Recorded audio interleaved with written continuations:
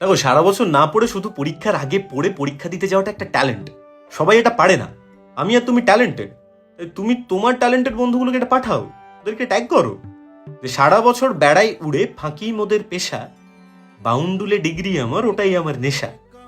বইপত্র গুছিয়ে রাখি, ছুঁই না আমি বেশি, বেকার বেকার ঘেঁটে ওদের করব কেন মেসি? ওরা থাক না ওদের মতো। বিদ্যে হলো স্বয়ং দেবী, জীবন পথের আলো। আমিষ খেয়ে যখন তখন বই ছোঁয়া কি ভালো? তুমি বলো না।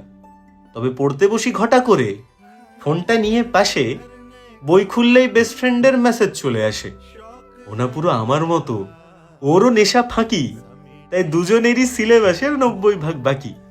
প্রতি বছর ভাবি এবার পড়বো প্রথম থেকে, পড়তে গেলে ডিম আনতে মা খালি নাই ডেকে। তুমি বলো, এই ডিম, দুধ, নকুলদানা, শ্যাম্পু আনতে কতটা সময় নষ্ট হয়, সেটা মা বোঝে না। আরেকটা কথাও তো ভাবতে হবে যে আমরা যদি সব পড়ে নিই, টপাররা কি পাবে? বেকার বেকার তখন ওরা ডিপ্রেশনে যাবে। সেটা কি আমরা করতে পারি? তাই রুটিন পেলেই সিলেবাসের আনবক্সিং করি। আমরা বাপু পরীক্ষার ওই আগের রাতেই পড়ি। আমরা তাতেই সুখী, তাতে আমাদের হয়ে যায়।